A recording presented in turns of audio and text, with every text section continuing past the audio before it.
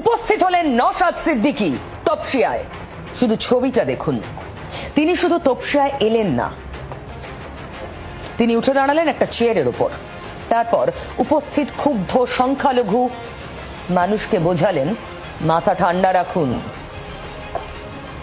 যদি মাথা না ঠান্ডা রাখেন, পুলিশের বিরুদ্ধে কথা বলেন, তাহলেই সব গেল। বুলডোজারের সামনে গিয়ে দাঁড়ালেন আইএসএফ বিধায়ক নওশাদ সিদ্দিকী, ঠিক যেন সংখ্যালঘুদের প্রতিনিধি। তাকে দেখেই ভিড় বাড়তে থাকলো। স্থানীয় সংখ্যালঘু মহিলারা বেরিয়ে এলেন। দেখুন ছবিটা, নওশাদ সিদ্দিকী মাঝে, তাকে নিজেদের ক্ষোভের কথা খুলে বলছেন সংখ্যালঘু মহিলারা। গোটা তপসিয়ার অর্ধেক নওশাদকে ঘিরে, নওশাদ বক্তব্য রাখছেন, আর তাকে ঘিরে এলাকার মানুষ যেন নওশাদকে শুনতে এসেছেন। হাতে থাকা মোবাইল ফোনে নওশাদের বক্তব্য রেকর্ড করলেন এলাকার মানুষ। স্থানীয় মহিলারা ভাইজানকে পেয়ে ক্ষোভ উগড়ে দিলেন।